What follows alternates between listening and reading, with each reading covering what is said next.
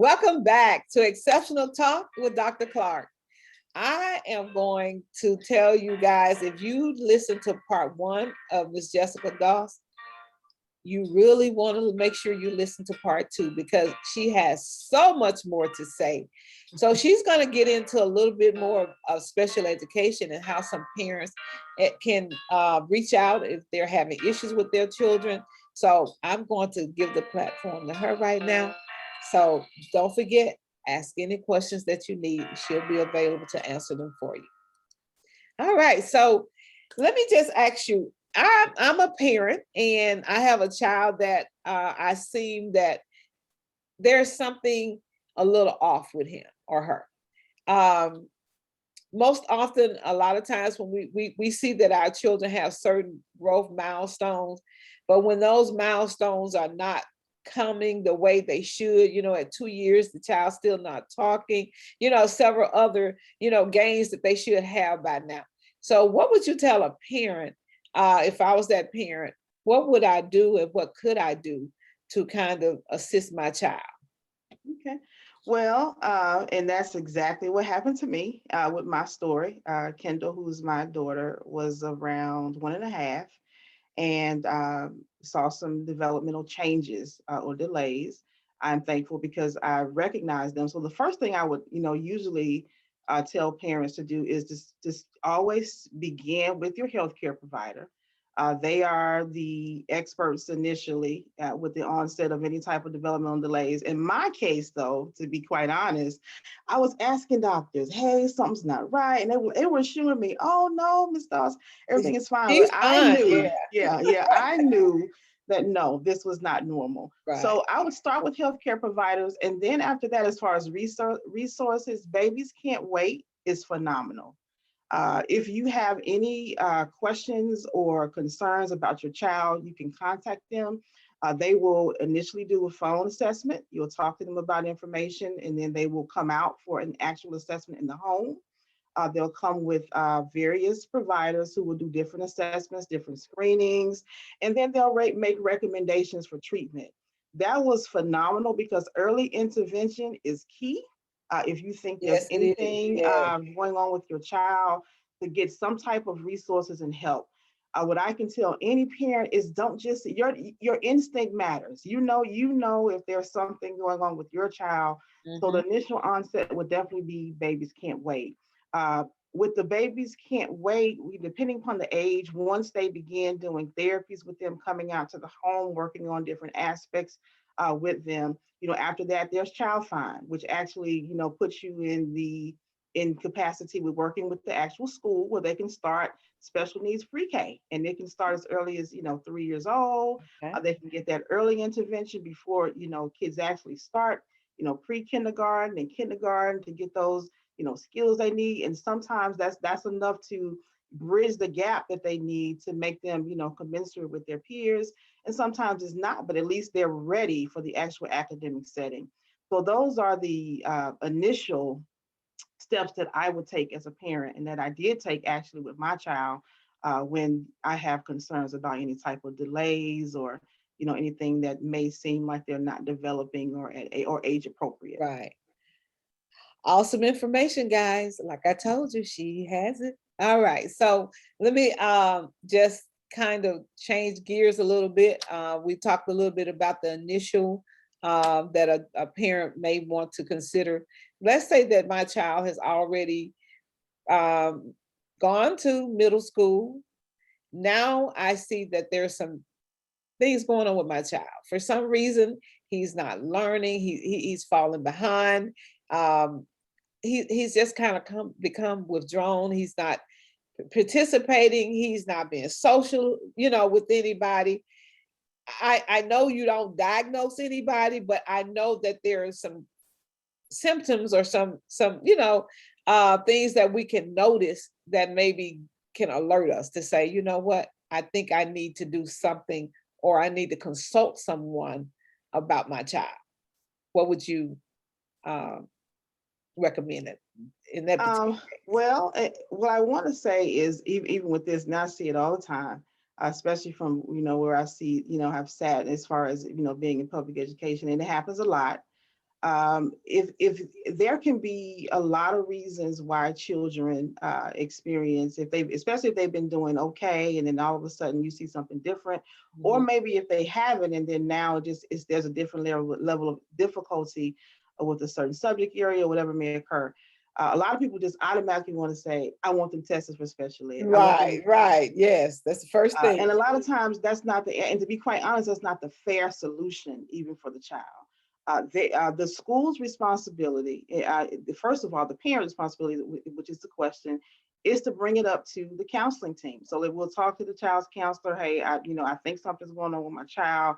I would like to, begin to start some type of intervention for him to see where he is. And the school's responsible will be to begin to put them in what we call tiers. So Mhm. of course, every child is there to get, certain interventions and supports that kind of is the safety net for everyone.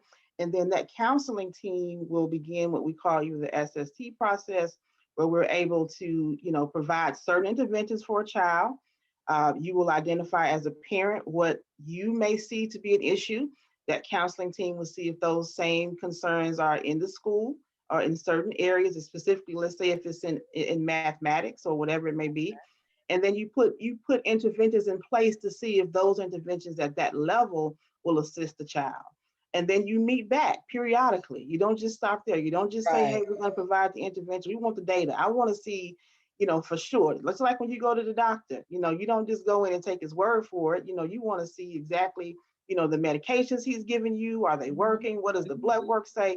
Those type things. So it's the same type of thing, with your child. So I would advise, any parent who sees that, some type of concern with their child, and it doesn't have to be just academic. It could be behaviorally. It could be anything that's changed with them.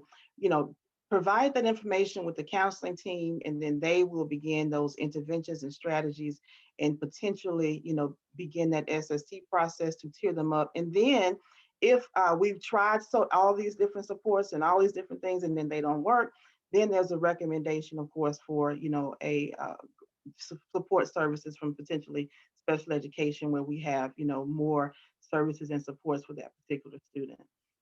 All right. Well, see, there's more and more, guys. Well, let me just say this. Going forward, you will be hearing more and more and more of this lady because she is going to be my co-host. So we will be partnering and kind of making sure that we are addressing a lot of these parents, and we're going to be bringing on a lot of our providers and other educators and professionals to kind of really, really dove into what we're actually trying to do. So I just want to say to you, Ms. Doss, thank you so much. Again, I know this is not the end. This is just the beginning of a whole new endeavor for us. We're looking forward to doing so many great things. And was there anything you would just like to say to our viewers, just to kind of give them some words of encouragement, especially to those parents right now that have their children at home, at home, and just kind of going through it. What are some suggestions that you may have to kind of help them, because it's hard for all of us, even those that are in the building, that are at home. There is no, I guess, be all for all of us, no answer for Right, all of us, but right, there are right. some things that I know can kind of soften some of it. You know what I'm saying?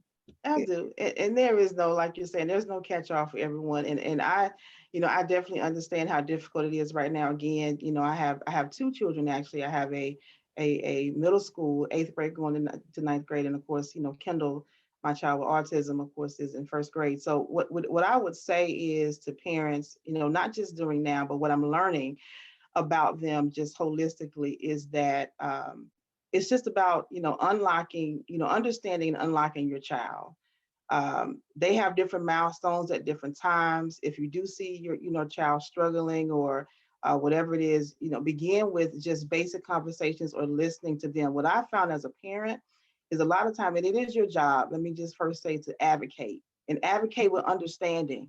If you don't know, ask Exactly. questions. Mhm. I've sat in meetings countless times, parents don't have questions. And sometimes it's because we don't know what to ask. And if we Exactly. don't know what to ask, and that's why, fortunately, Dr. Clark and I, or whomever are here, there are a wealth of resources out there. Parent to Parent is great. It's phenomenal. If you don't know what questions to ask when you go in there, just prepare or ask, someone, even ask the counselor, hey, whatever it is, just someone of outreach. Because at the end of the day, I don't care what the deficit, the disadvantage, the disability, the struggle, the whatever the child is going through at this time. I am a firm believer, and with every part of my being, that all it takes is just to find some type of avenue to get them out of that, to tap into what their true potential is, to get there, because the road doesn't have to be the same. Everybody's not going to Exactly. be a Yeah, they college don't follow graduate. the same path. Yeah, Everybody's not going to do that. yeah. But whatever it is that's in there, they're not placed on this earth, not to conquer and not to, walk into something in purpose. So we just have to do that. So just start from. I know sometimes it may be difficult, but we're here to support you. I do want to say that, and of course, anytime that both of us can do anything, I would just say, we're here for encouragement and for any type of guidance that you may need for any concerns you have. All right, y'all heard it here. So from now on, if there's anything you want to know, ask us. All right. Exceptional Talk with Dr. Clark.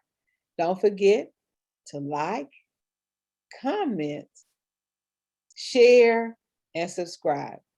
I want to say thank you so much, Ms. Doss. Again, you all look forward to more and more of her. You're going to see us more consistently. So we'll be available for any questions, any concerns. You can reach me at etw Dr. Clark at gmail.com. Would you like to tell them your? Jessica Doss 01 at gmail.com is my personal email address, and I'll provide more information as well to be able to be contacted as well. All right. All right. All right. Thank you so much. You're All right, welcome. guys. Friday, 7 p.m. More of Jessica Doss. All right. Bye, guys. Have a good evening.